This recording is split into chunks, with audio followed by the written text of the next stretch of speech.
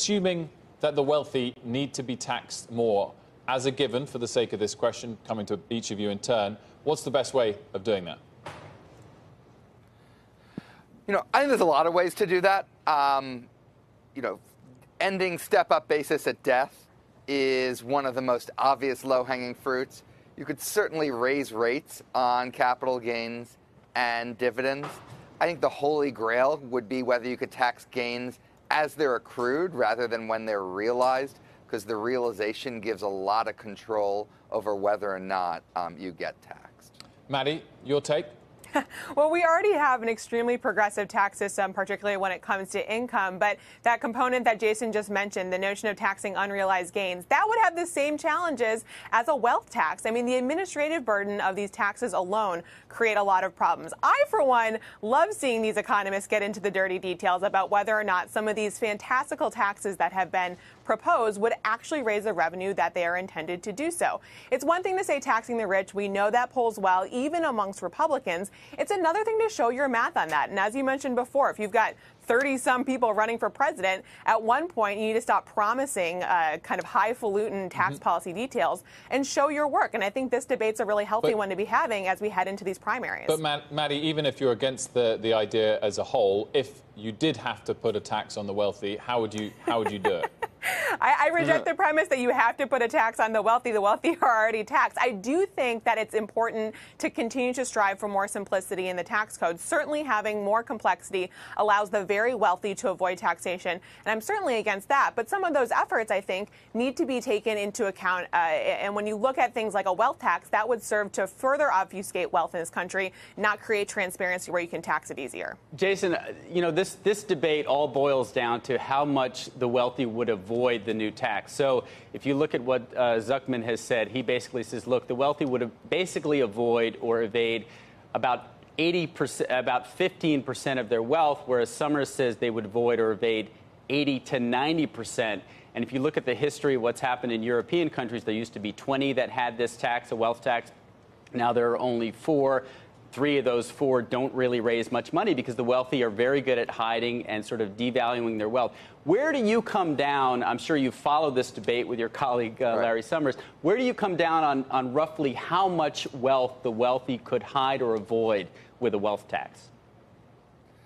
Look, I don't have my own estimates here. There's 2 problems. One is we actually don't know how much wealth there is in the country because some of the richest people in the country don't just sit at home and answer surveys. Yeah, but here's what's wrong. Here's what's wrong with that, because most of the big wealth today is through publicly traded stocks. 80% of the wealth of the top 0.1%, that's the group we're targeting with this wealth tax, comes from publicly traded stocks or financial instruments that are very easy to declare and value. So maybe the other 20% is harder, but most of it is public and knowable. I mean, there's a lot of other wealth out there.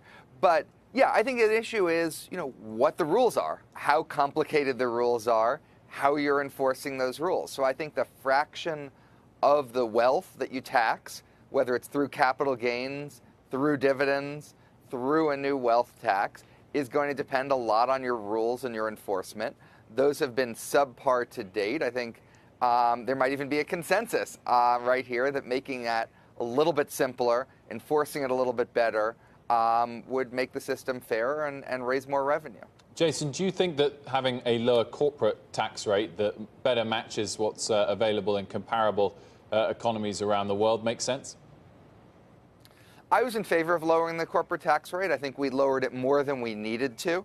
I think we could have a rate like 28% for the United States and we'd be just fine.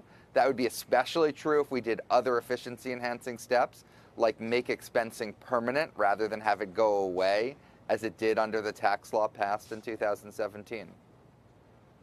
Mattie, how do you think this is going to play out ahead of the election? As we've been discussing at the moment, it's the Democratic nominees fighting for the nomination. What about when we get into the general election part? Right. Well, Jason is right. There's a lot of other wealth out there. One of the experiences in European countries is not just tax avoidance, it's capital flight from countries who try to increase wealth taxes there. So that question, I think, will be raised in the general and certainly in the primaries, too. This question of whether or not the United States can remain competitive globally if we continue to create tax laws that punish capital and force companies and businesses to create barriers for them to invest here in the United States. Certainly, as you head through the primary, there will continue to be a cleavage between Democrats about what the proper role of taxation is. I mean, you even saw this last week with Bernie Sanders finally admitting that the middle class will be paying more for all of the social services that he promises as president. You know, this is a question for, I think, the party, but also for voters. What are they willing to tolerate? And I think that Democrats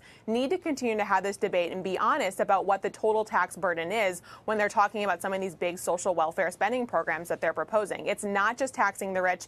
Even this wealth tax, if it were to raise the total amount of money that Elizabeth Warren is saying that it wouldn't cover all the spending that she's proposing, and that's a debate that we need to have. There seems, though, Mattie, to be more broad support across party lines for taxing the wealthiest families in this country. I mean, poll after poll suggests that, whether it's a Fox News poll, which may skew more Republican, or other polling devices that have been used, there's broad support for it. So how do you reconcile your view with the facts on the ground that say voters are fine with that?